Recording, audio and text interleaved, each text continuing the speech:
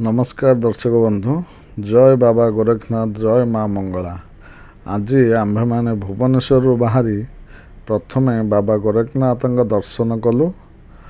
आपण मैंने प्रथम देखंतु बाबा गोरखनाथ मंदिर भितर को जीवार दृश्य बहुत सुंदर होइछि। यहाँ पर देखंतु मंदिर परिसर बा अगणार थिबा दृश्य।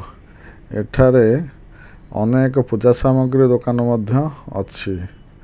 देखो गोटे बर गछरे मानसिकधारी माने केउ भली भाव मानसिक रखी गछर चारिपटे मानसिक पूरण पाई डोर बांधिଛନ୍ତି एवं गोटे नाली कपड़ा एवं शंखा कपड़ारे गुड़ाई एठारे बंधा जाइछि। एठारे जेउ भक्त माने मानसिक रखी आसंती एठारे मानसिक करती एई गछरे डोरी बांधिले मानसिक पूरण होय बोली विश्वास अछि। बाबा गोरखनाथंकर कृपा अनेक। आम्भे माने मंदिर भीतर को जाई बाबांग दर्शन कलु।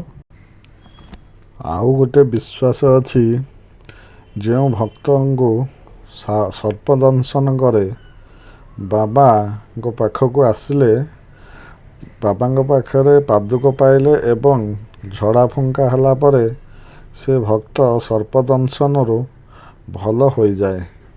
यह केवल विश्वास नुहे, ये सत्य घटना मध्य आमे शुणिछु। यहाँ पर माँ मंगलांग मंदिर परिसर रे आमे पहुँची गलु। माँ का दर्शन पाई गलु, किंतु सेठारे जेहेतु कैमेरार अलाउ नाही, कैमेरा आपण कैमेरा नहीं जाई परिबे नाही, कैमेरा शूट करि परिबे नि मांगर कोनोसी फोटो बा वीडियो आमको बारण करागला। तेणु आमे बाहर रो केवल दृश्य जति आपन को मु देखै पारली। ए वीडियोटी आपण मानक भल लगे थाए ताहले मो चैनल को सब्सक्राइब करिवे एवं लाइक करिवे। जय जगन्नाथ, जय जगन्नाथ।